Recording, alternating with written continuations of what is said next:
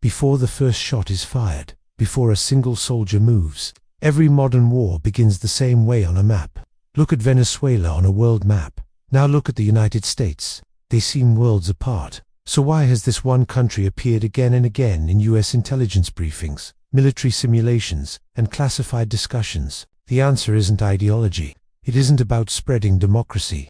It's something far older and far more dangerous. Oil. Venezuela sits on the largest proven oil reserves on Earth, larger than Saudi Arabia, larger than Canada. One single country holding a resource that can shape global markets, shift alliances, and ignite wars. For Washington, that fact alone makes Venezuela absolutely impossible to ignore. But this story doesn't start with oil tankers or economic sanctions. It starts with fear. During the Cold War, the United States learned a very hard lesson. Control your hemisphere, or someone else will. The Monroe Doctrine wasn't just a policy. It was a warning. No hostile power would be allowed to gain a foothold in the Americas. So, every time a Latin American country drifted away from US influence, alarms went off in Washington. Think of Cuba, Nicaragua, Chile, and eventually, Venezuela. In the early 2000s, Venezuela took a sharp political turn. Its government nationalized its oil industry, cutting deals with rivals of the United States and openly challenging American dominance in the region. From Washington's perspective, this wasn't just political defiance. It was a serious strategic risk. Suddenly, the maps mattered again. The Caribbean Sea, the Panama Canal, the vital shipping lanes that fueled the US economy. If Venezuela were to align too closely with US adversaries, those routes could be threatened not with missiles, but with leverage. So, the sanctions came first.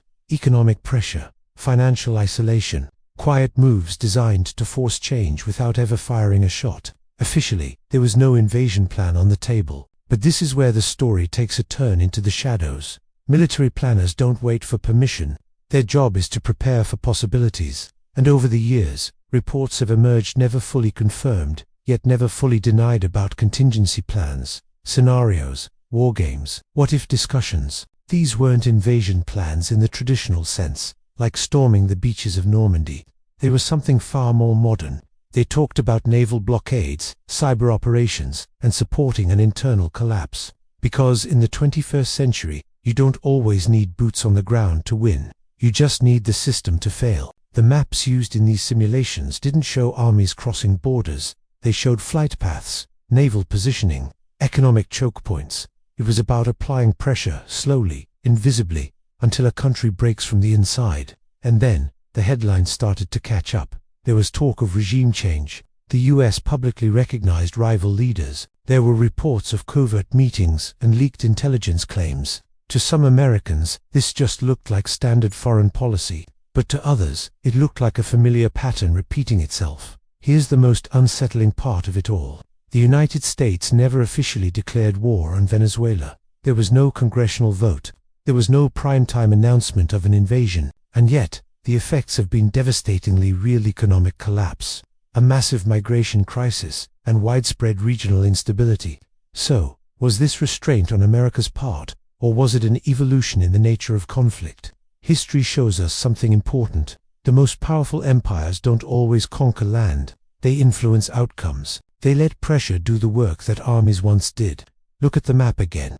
The arrows of influence don't point inward, toward an invasion. They circle.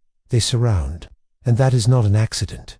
In every era, power adapts. In the past, it wore military uniforms. Today, it wears the disguise of policies, sanctions, narratives, and economic leverage. The battlefield didn't disappear, it just changed its shape. And Venezuela became a living case study, not of a military invasion, but of how far influence can reach without one.